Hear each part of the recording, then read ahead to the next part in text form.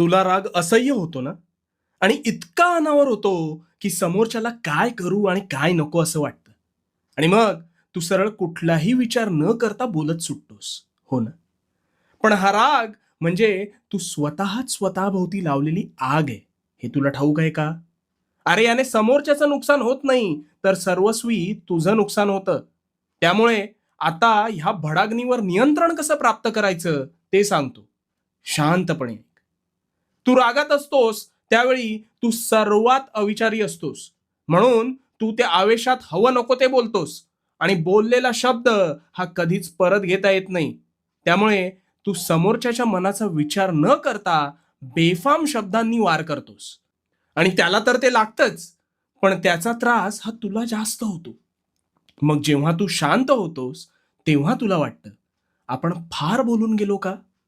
हो.